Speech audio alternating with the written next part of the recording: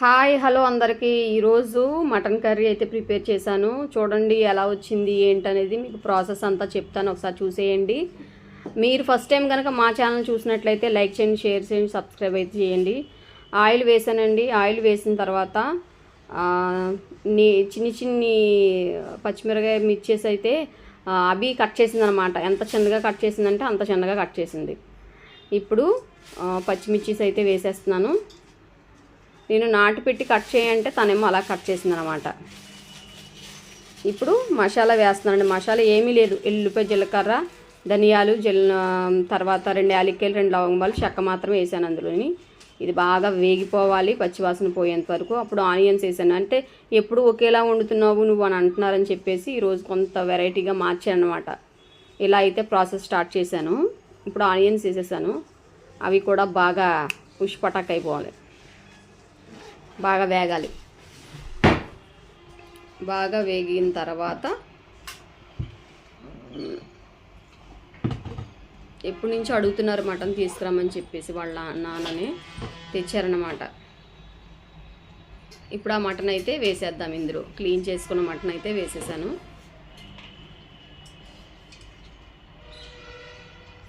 ఇప్పుడు దీంట్లో ఏమీ వేయకుండా అలా కలిపేసుకుని మూత పెట్టేయాలి. అలా కలిపేసేసి ఒక ట్రిప్పు అంటే మటన్ అనేది బాగా మనకు కుక్ అవ్వాలన్నమాట. ఇప్పుడు దీంట్లోకి కళ్ళుప్పు అనేది వేసుకుంటున్నాము. రుచికి సరిపడా వేసేసుకున్నాను. ఇప్పుడు మూత పెట్టేద్దాం.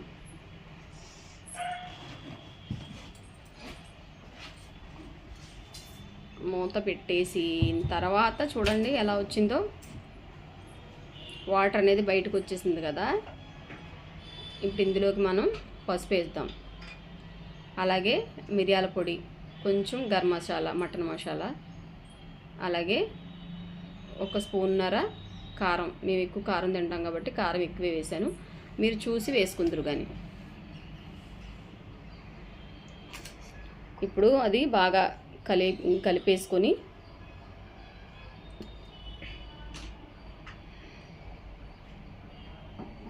బాగా కలవాలి. మా ఛానల్ చూస్తున్నారు కానీ లైక్ చేయట్లేదు, షేర్ చేయట్లేదు, కామెంట్ చేయట్లేదు. Please like, share, subscribe, comment అయితే చేయండి. ఇప్పుడు ఇందులోకి వాటర్ అయితే వేసేసాను అనమాట. ఆ ముక్క ములిగే వరకు కూడా వాటర్ వేసుకోవాలి, ఎందుకంటే మటన్ అనేది బాగా కుక్ అవ్వాలి కాబట్టి.